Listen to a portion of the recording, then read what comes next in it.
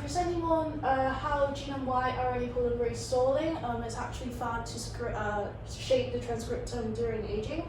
And some background information regarding this topic is that we all know that there are different repairing pathways for DNA synthesis, and there are no difference in gene expression profiles as well between old and young organisms, which led to current research mostly focusing on gene expression regulation changes during aging. Because they believe that there could be major molecular drivers of aging. And some examples of current research focuses on aging mechanisms would be maybe transcription factors, microRNAs, different cell type compositions, as well as epigenetic changes spotted in more aged individuals. However, it is also established that the transcriptomes of all these animals, including humans, will shrink during the aging. That means transcription as a whole is lowered, and the coordination between the transcription of genes also becomes poorer. Cells also have more variable expression profiles.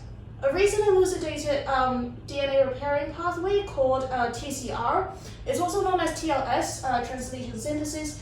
Basically, it involves the stalling of RNA polymerases at DNA lesions in order to recruit the repairing machinery like pCNA, etc. So, the authors of this paper, they hypothesized that these stochastic randomly occurring DNA damage, if they go unrepaired, because most of the DNA damages are repaired but some aren't. So if they accumulate during aging, more of these RNA polymerases will stall at the DNA lesions that will block the transcription, and then this will lead to different expression profiles while we age, as previously observed. Different diseases involving the genetic repairing pathway also leads to premature aging. This also suggests that RNA polymerase stalling might also play a role in normal aging. Okay. So the main findings of this paper is that RNAP2, that means it's the so-called major RNAP, it's responsible for the transcription of most genes. Its activity is across the nucleus with the exception of the nucleoli, I think. The paper successfully proved that the RNA polymerase II stalling leads to altered expressions of proteins participating in known aging-related pathways like growth hormone receptor, insulin-like growth factor 1, etc. All these nutrient-sensing apoptosis pathways, etc. Experiments on different mice organs like liver and kidney, as well as rats, and the cluster analysis of the expression profiles of genes identified to be affected by the RNA polymerase II stalling using C. elegans and human transcriptome databases all prove that RNA polymerase II stalling could be contributing to aging in different organs and many animals like humans, C. elegans, etc. So this suggested transcriptional stress instead of regulatory deteriorations shapes the aging transcriptome and the protein. So in this paper, old and adult mice were, adult means relatively young, mice were injected with EU. EU is ethinyluridine. It's kind of like a uridine analog. So basically this will be, these mice will be have their livers collected, and then the liver will be homogenized, and then the RNA would be isolated, and then there would be in vivo nascent RNA sequencing via EU sequencing, where this ethinyluridine EU compound can be fluorescently stained, and then confocal imaging would be used to visualize the fluorescence. I can actually show you some pictures of the confocal imaging. It's kind of like a, you can see the colorful dots around there. Okay, so and then afterwards they use chromatin immunoprecipitation sequencing chipset to just find out the RNAP2 footprints. And for the adult mice, they use a 15-week model, and for the aged mice, they use a 2-year model. And these mouse hepatocytes have similar numbers of RNAP2s as human fibroblasts, which makes them a great model if we're modeling for human aging-related RNAP2 stalling. That's a great thing about this paper. And all expressed genes in total, they found was around 4,000. That's around 90% of the RNA2 dependent genes in the mice genome as a whole. So this might be because of the relative difference in the liver expression profile relative to the whole mice expression profile. So some genes might not be expressed in the liver.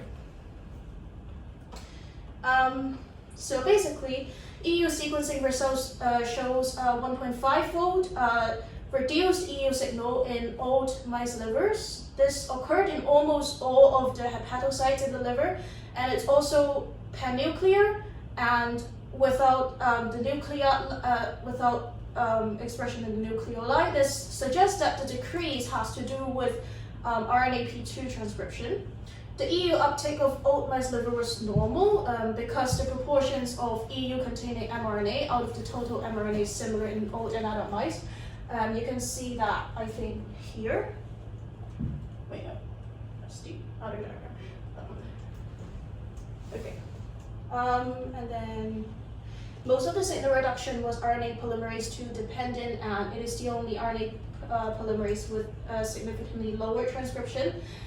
This is later attributed to be because most of the other RNA polymerases don't have like as large target genes. This will be explained later on. Yeah, you can see like different types of. Where's the bar thing? So basically, that's like the different RNA polymerases, and then you can see like the different data. However, the analysis of RNA-P2 by ChIP-seq suggested in all mice there was an increased RNA-P2 amount as well as elongating activity, and there's also kind of like a similar promoter binding activity. Promoter binding and elongating RNA-P2s were identified using immunoprecipitation specific to RNA-Ps with different CTD modifications, which suggest their promoter binding elongating states. And yeah, so there are less mRNA produced, but there's more RNA-P2 that happens to be elongating stuff. So that suggests that RNA-P2 productivity has decreased, and we don't know what happened at this stage. So, wasn't it? Yeah. Okay, the RNA-P2 functionality was then proved to be normal because the promoter binding and promoter to elongation transition was also proved to be kind of similar between old mice and adult mice. There were no abnormal genome-wide promoters silencing because normal upregulation and downregulation of genes was also observed after comparing with databases of aging profiles. Yeah. So then, after dividing all of these 4,000 genes that were found to be expressed into 3 segments each, that means the beginning, the middle, and the end. They call it bins 1, 2, 3. I'm not sure why, but that's how they name it. More of the RNA polymerase 2 footprint and less transcripts containing the bin were found towards the 3' ends. That means the 3' ends has less transcription. And all genes, including the promoter upregulated ones during the aging experience, is suggesting that this is a genome-wide phenomenon. And the genes were further divided, and then they also found that around 900 GLP-T high genes, with the most significant GLP-T, which means gradual loss of productive transcription across the transcript. That means less transcripts towards the 3' end. So these GLP-T high genes are significantly longer than the other genes. So then they also did kind of like a 6 length classes thing. Not sure if you can see from the data, there are like 6 groups of genes with different lengths. And basically what you can see is that there's a trend. There's around a 0.35 loss, 35% loss of transcription material per kb of the gene length. And this, coupled with the increased RNA-P2 amounts, leads to the conclusion that there's around 40% of RNA-P2 that's non-productive at any given time in the relatively old mice. Yep, that's the magnified data. Yeah, so we can see that there's no difference between GLP-2 high and other genes in the nucleotide content and other kind of epigenetic markers. Thus, these factors most likely did not cause the GLP-T phenomenon. However, they did find that in mice with mutant genes, which kind of affects the repairing mechanisms, they find that there are similar things happening in that there is GLPT, like gradual loss of like transcription towards the later part of the genes, as well as like an increased amount of RNAP2 in like their livers. And they further did some other experiments using mouse dermal fibroblast. They selected quiescent ones because there is less chance of lesion dilution upon proliferation, like quiescent cells can't proliferate. So they did find that after inducing oxidative damage and UV damage, there is the similar phenomenon occurring. And they also found a particular data set which kind of has shown the same transcription level as a wild-type 2-year-old mice. This is quite good because it poses as a suitable model for old mice liver. Instead of like let's say instead of subtracting liver cells from mice, you can just do this UV treatment, and then you end up with cells that can model the cells from the mice liver. So this is basically other stuff such as coding strand amplification bias. So this happens when, after PCR, because the template strand is kind of like it has deletion, but the coding strand doesn't have deletion, so it's not a double strand break.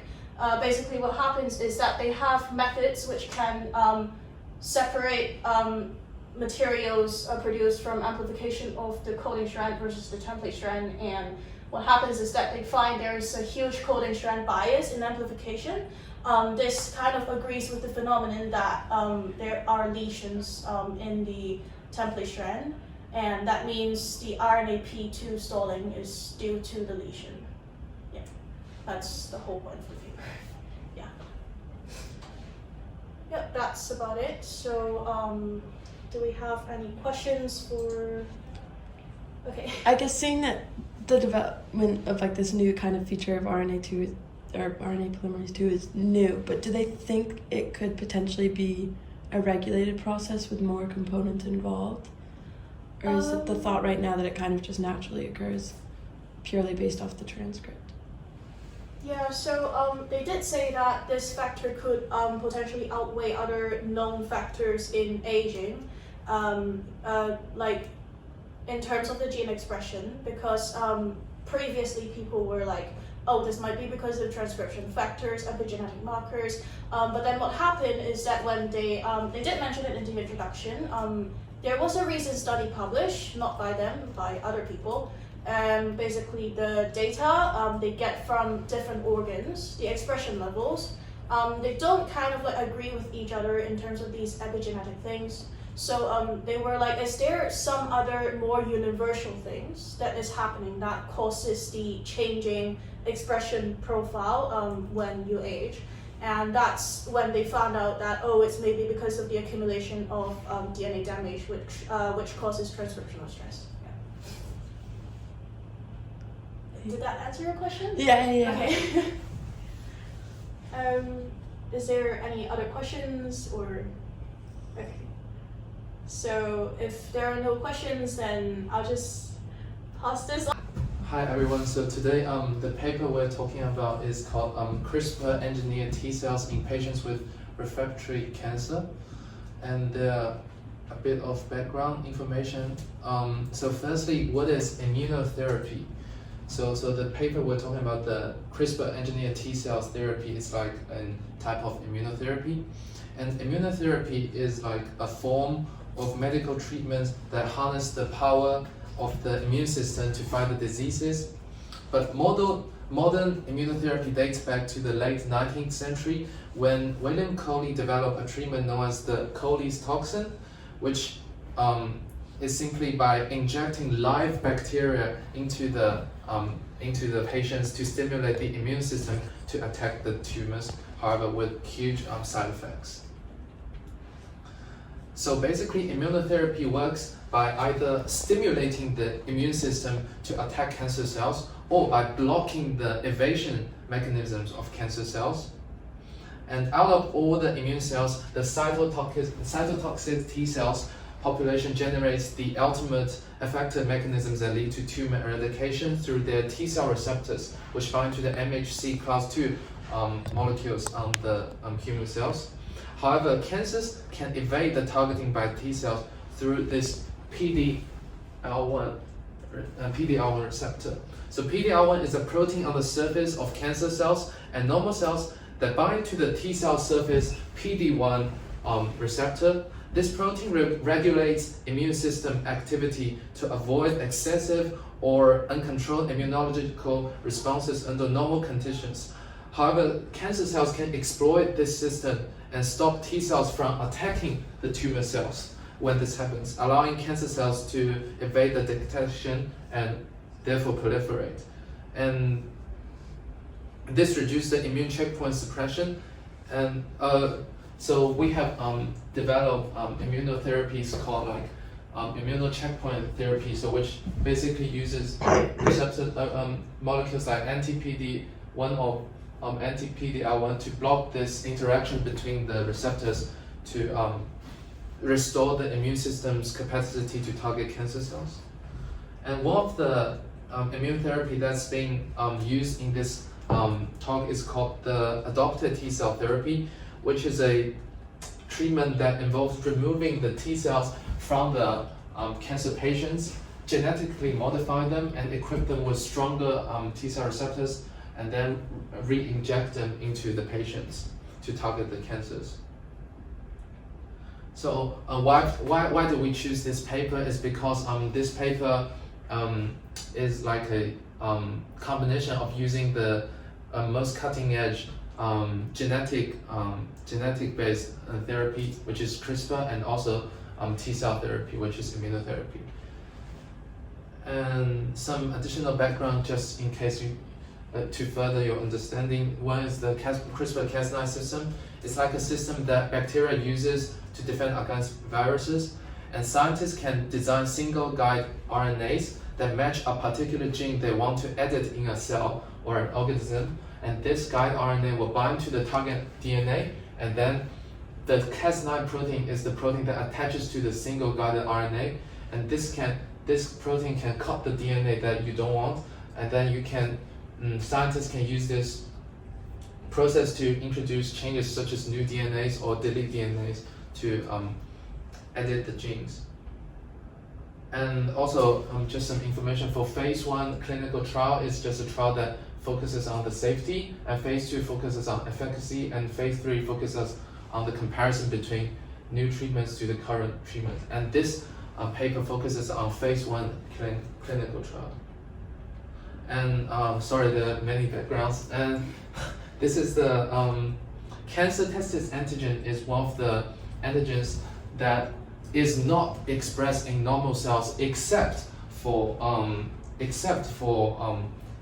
testes. So basically, these antigens are only expressed in normal male germ cells, but however they are re-expressed in cancer cells. So therefore, we can target them. And this thing, NY-ES01, is one of the CTA that is a tumor antigen for, and we can exploit it by targeting it because it's being expressed in a high percentage for many different common cancers. Okay, I want to talk about the limitations. We'll talk about some of the limitations of adoptive cell therapy. Despite of all the thrills about the adoptive cell therapy, there are actually some limitations.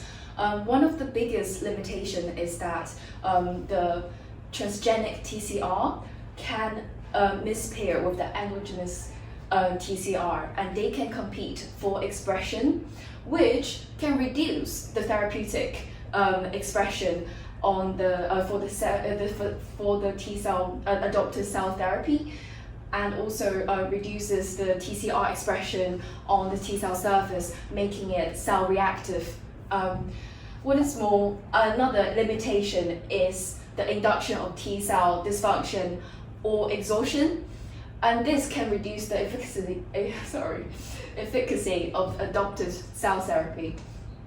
However, some studies show that disrupting or knocking down the gene PDCD1, which is the gene that encodes for the programmed cell death protein 1 that is mentioned by Jerry earlier, can increase the efficacy of the TCR T cell mediated killing mechanism. Therefore, there is this thought that it may improve the adoptive cell therapy, and it has been shown to be effective in vitro and also proved in mice. So therefore, we really need a human trial, phase 1 clinical trial, to prove if it can be a potential treatment for further development for human cancer and etc. So what are the main hypotheses of this paper? The first hypothesis is that by removing the endogenous T cell receptor TCR and the programmed cell death protein PD1, it can improve the function and the persistence of the engineered T cells. And this is, and also they suggested that removing the PD1 can improve the safety of the CRISPR-engineered T cells therapies and reduce the toxicity caused by autoimmunity, which has been a problem in immune therapy treating cancers. So how did they investigate the hypothesis? There are a few aims. One of the main aims to target the endogenous TRAC, TRBC, and PDCD1 genes on the T cells extracted from the patient. This is mainly to increase the therapeutic TCR expression, because the TRAC and the TRBC, they encodes for the alpha and beta chain of the endogenous TCR, which I mentioned earlier, they can compete with the therapeutic TCR that we put in. So therefore, by targeting these genes, it can reduce the mixed heterodimer formation for this, which for the aim to increase our desirable effect. And also, we want to limit the development of T cell exhaustion, which is a problem mentioned earlier. Additionally, we also want to increase the safety and efficacy profile of the NY-ES01 TCR expressing engineered cells. So I'll talk about the methods employed briefly first. So basically, we use the CRISPR-Cas9 technique to knock out the 3 genes that Vivi has mentioned before, the TRAC, TRBC, and PDCD1, which codes for PD1, and these 2 which codes for the T cell receptor. So we use CRISPR to knock them out first, and then we try to transduce the T cells with the lentiviral vector, which contains the NY-ES01 peptide receptor, which will target the T cell, which will target the cancer cells, and then we then inject this we then inject this T cell into the patient to target the cancer cells.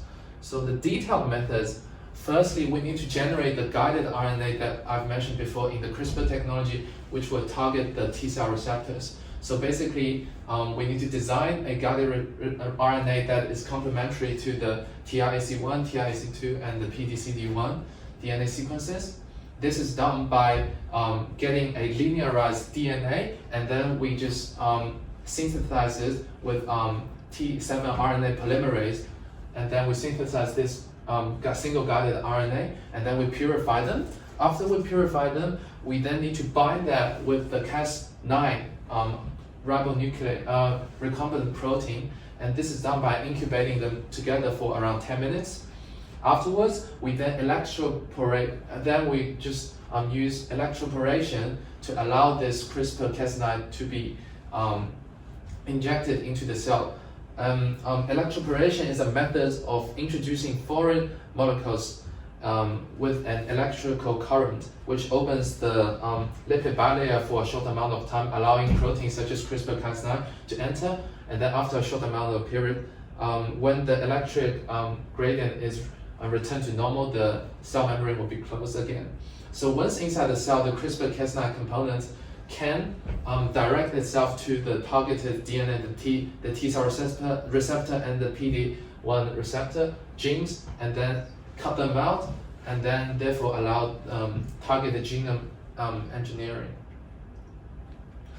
So after we get rid of the T cell receptor and the PD1 receptor for the our engineered T cells, we then need to inject the NY-ESO1, which is the tumor-specific antigen targeting receptor into the T cell, and this is done by firstly by we need to create the NY-ESO peptide, and then this peptide is created using the methods of solid phase peptide synthesis, which is a method for creating peptides and small proteins in a stepwise fashion, and it involves building up the peptide chains on solid support, typically arisen with the use of chemical reactions.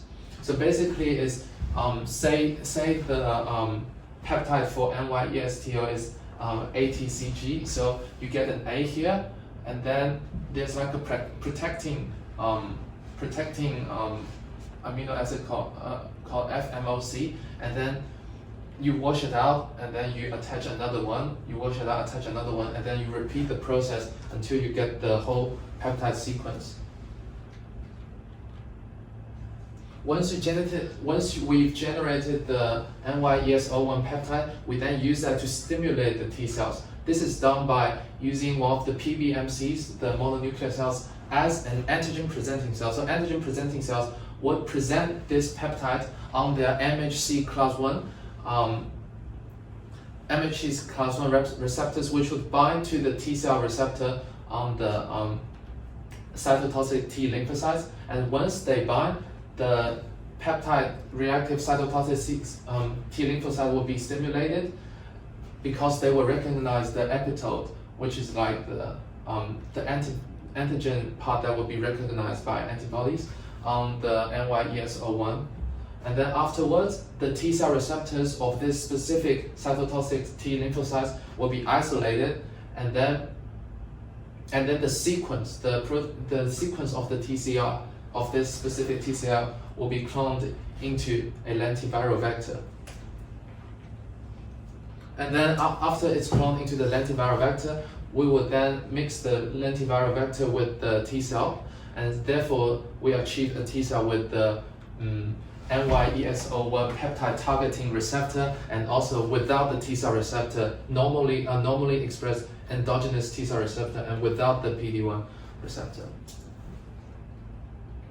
And here are some of the results. So what's the result? 3 patients were examined for this study, 2 with refractory advanced melanoma and 1 with refractory metastatic sarcoma. Refractory means that they have undergone various previous treatment, but they did not show any effect to fight the cancer within these patients. So therefore, this study comes to play to examine these patients with the engineered T cell therapy. Out of all the 3 patients, it is good to know that there is no serious adverse event, and there is no cases of the cytokine release syndrome. So what cytokine release syndrome is, it is a life-threatening inflammatory response is often associated with cancer immunotherapy, specifically usually in CAR T cell. But this study, they use a CRISPR-engineered technique, which managed to avoid such symptom, as you could tell. And in terms of the adverse symptoms, events on the left-hand side of the table, you can see there may be some development of the mild events, but there's no serious event that getting developed, which is a really good sign. We also, for the hypothesis of this study, we want to look at the engineered T cells. So therefore, we take the blood of all 3 patients, and you can find really high levels, high peak levels, and also sustained persistency in the blood of all the 3 patients, even after the infusion of the T cell. 0 marks the time of infusion. The persistency of the transduced cells even still is available from 3 to 9 months after infusion. Here marks the date, and you can see the level of the T cells still remain, still become sustained after a long period of time, which is very great result. With a small,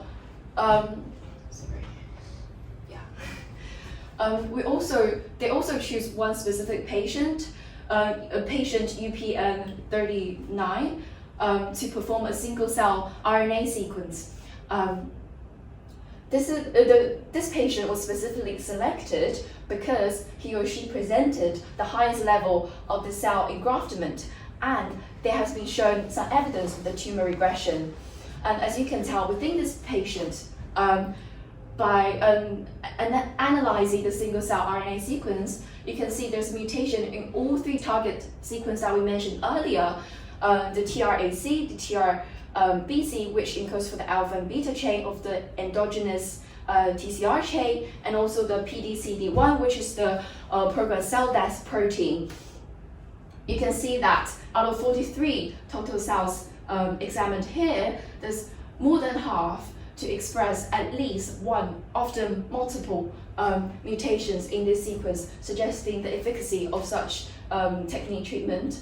And also, you can also tell here, after the infusion, there's you can still detect the mutation in such sequences, targeted loci of these sequences here after the infusion, having at least one of the mutations or more. It is also important to know that there's even around 40% of the peripheral blood circulating T cells 4 months after infusion, they were still mutated as any of the targeted genes. So continue the result 3 about the sequencing, RNA sequencing. We also found out that there are some genes here, IL7R and TCF70, they found to have an increase in expression, and it is they are often associated with the central memory.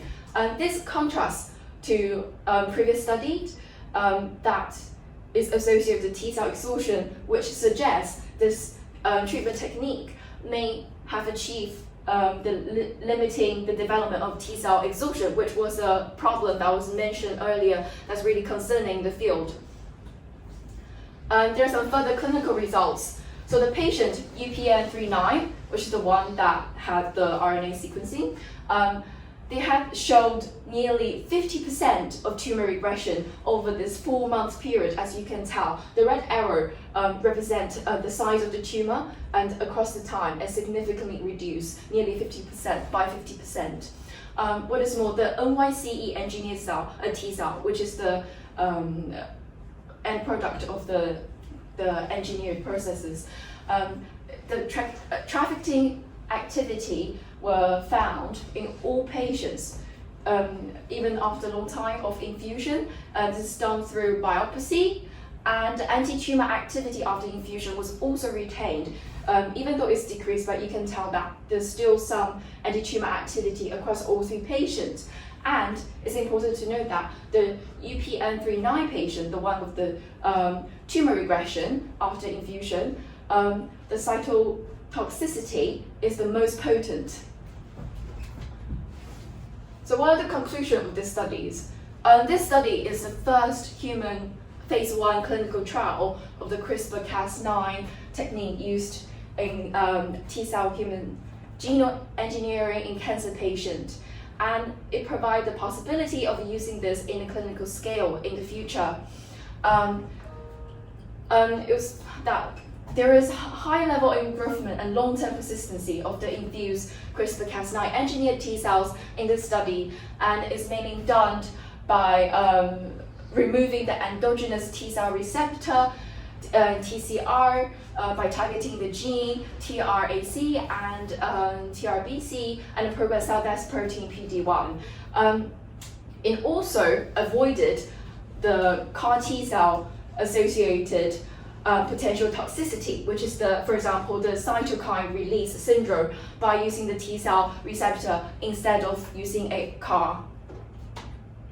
So what are the limitations and problems of this study?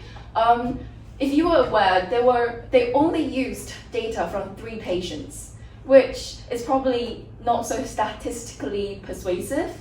And for the in vivo single cell analysis, they only focus on 1 patient with the highest engraftment. So maybe for the future studies, they can focus on increasing the patient numbers and also perhaps having some higher editing efficacies and longer observation after the infusion for a better examination of the safety aspect. And also, this study did not compare the transcriptional state of the modified cells in the tumor microenvironment with the circulating T cells, which is really important because microenvironment often plays such an important role interacting with all these factors mentioned. What is more, the result regarding the UPN 39 patients, they suggested that infused T cell evolved to state consistent with the central memory, which actually contrasts to previous studies. So is it because it evolved to state consistency with the T cell exhaustion? Therefore, further study really need to perhaps work on the reason why, or maybe by this author as well, to see why contrast was the reasoning behind it. Yeah. Thank you very much. That's the end of our presentation. Oh, sorry. Yeah. If anyone has any question, feel free to ask us. I guess, I mean, hard to tell now because it's such early research, and great paper, by the way, because that is a very exciting new area. But do they think this sort of therapy would have the potential to be curative for these sorts of tumors, or is it the goal just to get it far enough for a sort of surgical resection to be possible? I feel like at this early stages, for example, for this specific patient that showed the highest engraftment, you can actually see there was a significant decrease of size of the tumor. You can see the regression of the tumor. I think at the moment it's a bit hard to clear it off completely, but you can't deny there's such a possibility of such because this is quite significant and reassuring result for the great potential of such technique. But another problem though, however, is that even though this specific tumor here examined and reported is decreased, but they actually develop of other tumor at other part of the body. So maybe it's just, there's so much more to find out further about this technique used in, I don't know, clinical treatments and all that. And maybe in future areas should focus on like a combination between chemotherapy, radiotherapy with immunotherapy. It might be a way to eliminate the tumor. Yes, at the moment actually, the cancer treatment usually involves several therapies, and it's really significant effect to show that if you combine several therapy, for example, the immunotherapy and the chemotherapy, but there are some side effects. For example, here, these adverse events, they're not mainly caused by the CRISPR-engineered T cell techniques, but they're mainly caused of these patients by the chemotherapies and also radiotherapies. So yeah. Okay. Any further question? If anyone has any. So you mentioned 43 cells were studied. I think there was kind of like a diagram for the mutations. Yeah. So in that kind of like a set diagram thing, I don't think there are like 43 cells mentioned in the. Like I think the sum of all of the cell nodes in that diagram isn't 43, and it isn't 16 either. So I'm not sure what's happening. So there are 43 cells examined in this particular analysis to test the if they have the mutations at the beginning stage of editing these T cells. And then out of the 43 total cells, there are 16 unedited cells, so 16 were not successful. So therefore, so the rest that's present here are the successful ones. And you can tell, so here this is a Venn diagram that 2 only has TRBC, and 11 has TRAC. Yeah, the 16 is outside. But yeah, well, the efficacy is not that high, but I guess it's more than half, so it's still quite good already at this stage. And you can see there's some great overlapping area that has all 3, or at least 2 as well. Yeah, of the mutations. So also they took the T cells. So they take the T cells from the patients directly. Or? Yes. Yeah. Yeah, because That's part of the therapy. Yeah, immunogenicity. So yeah, and also how do they make sure that the CRISPR-Cas9 stuff the vector isn't still present when they transfect the thing into the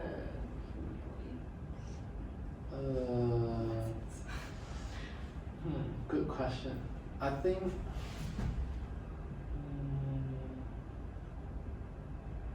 I'm actually not sure about it, but I think they'll use a way to get rid of it. Yeah. Do you mean like the Cas9 itself?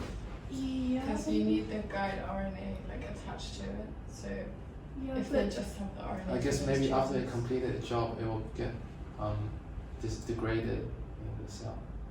Yeah, because I'm thinking the guide RNA can go into the body and Yeah. it can replicate. Uh, It's probably not. Yeah, it's not significant. Also, I'm kind of wondering, in the data, like the mutation persistence data, it was quite good. This one? Maybe the one after, yeah. I This did one? notice kind of like a weird increasing trend for the TRAC and the NY something TCR. I'm not sure, is it because the...